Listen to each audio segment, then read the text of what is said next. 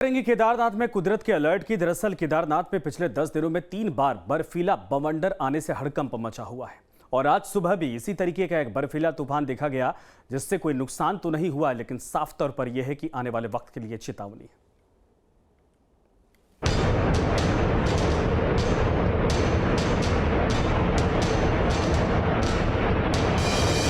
सामने आता है।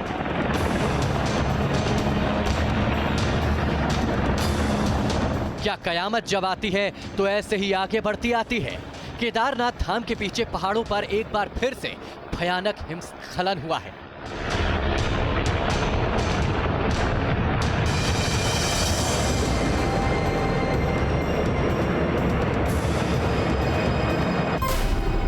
हिमालय से उतरा कार, डरावना और विकराल। बर्फीले बवंडर ने डराया, देख कलेजा मुंह को आया। शनिवार सुबह करीब 6:42 पर केदारनाथ धाम से एवलांच की ऐसी तस्वीरें सामने आई। एवलांच की ये डरावनी तस्वीर केदार धाम के ठीक पीछे की पहाड़ियों पर देखने को मिली है।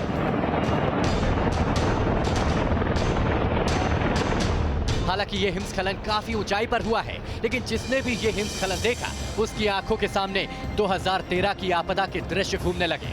इस दौरान केदार धाम में मौजूद कुछ यात्रियों ने हिमस्खलन का वीडियो बनाया, जो इंटरनेट पर अब वायरल हो रहा है। लेकिन केदारनाथ में पिछले 10 दिनों में तीसरी बार ऐसा बर्फीला बवंडर आया है, जिसके बाद एक बार फिर से चिंता बढ़ने लगी है।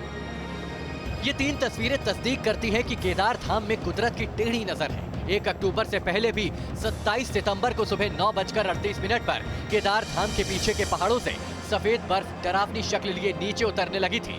22 सितंबर को भी शाम करीब 6:30 पर केदारनाथ में एवलांच आया था।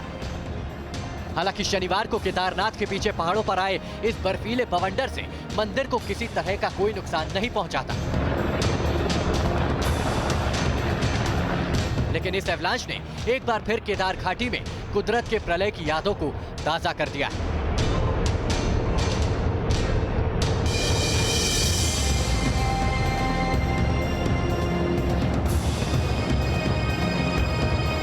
ऐसे में ये कुदरती हलचल कैसे हुई, क्यों हुई, इसके लिए क्या सिर्फ कुदरत को ही जिम्मेदार ठहराना उचित है? ये सवाल फिर से पैदा होने लगे हैं। बीते कुछ सालों में बर्फीला बवंडर और ग्लेशियर पिघलने की घटना दुनिया के अलग अलग हिस्सों से तबाही की शक्ल में सामने आती रही है।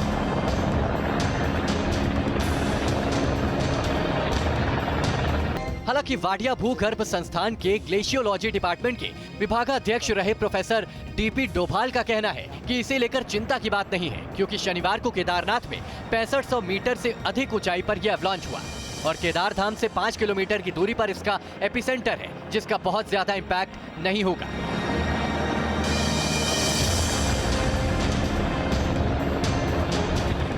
दरअसल बर्फीले बवंडर आने का कारण पहाड़ियों में तीव्र ढाल का नहीं होना है। 35 से 45 डिग्री ढाल वाली पहाड़ियों में सबसे ज्यादा बर्फ जमा होती है और अधिक मात्रा में बर्फ जमा होने के कारण वो नीचे की ओर खिसकने लगती है। जब ये ज्यादा हो जाती है तो एवलांच की शक्ल में नीचे की ओर तबाही बनकर आती है।